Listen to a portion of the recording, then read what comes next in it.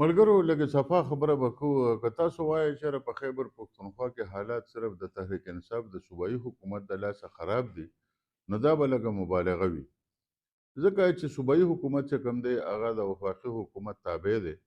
او ټیک ته چې د 18 آئینی ترمیم نه پس د مارشل لا لاره نیول شوې ده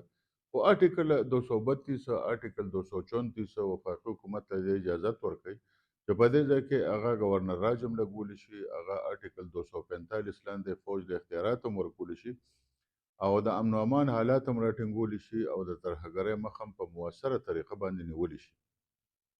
لہذا که موږ دا ووایو چې یاره د خیبر پښتونخوا په موجوده حکومت باندې د پاکستان د اسټابلیشمنټ ښه پورې لاس پروت دی نو دا به غلطه نه وي او که په دې ځای کې څونه بدمني ده که په دې ځای کې څونه ترهګري ده که په دې ځای کې حالات څومره خراب دي نو په دې کې که د ټولو نه زیاته ذمواري د پاکستان تحریک انصاف د صوبایي حکومت ته نو د هغې نه زیاته ذمواري پکې د پاکستان د اسټابلیشمنټ او د زورورو کسانو ده چې هغوی د دې لپاره پوره غم نه کوي ان تر دې چې د پاکستان د دې صوبې د خیبر پښتونخوا چې کوم پولیس دي هغه نیغ په نیغه د پاکستان د کورنیو چارو د وزارت تابع دي او د پاکستان د کورنیو چارو وزارت تر اوسه پورې په دې اړه باندې خپل اختیارات استعمال نه کړل او دلته هر یو سرکاري افسر چې کوم دی که هغه په پولیس کې دی که هغه په بیروکراسي کې دی که په هغه هره محکمه کې دی نو هغه له دا پوره اختیار ورکړی شوی دی چې تاسو به د صوبایي حکومت هر یو فیصله منئ که هغه د پاکستان په حق کې وي او که هغه د پاکستان په حق کې نه وي که هغه د پاکستان د نشتل پالیسۍ سره سمون خوري او که سمون نه خوري خو تاسو به صرف د خیبر پښتونخوا د صوبایي حکومت د فیصلو تابعیت کوئ د دې دا مطلب دی چې په خیبر پښتونخوا کې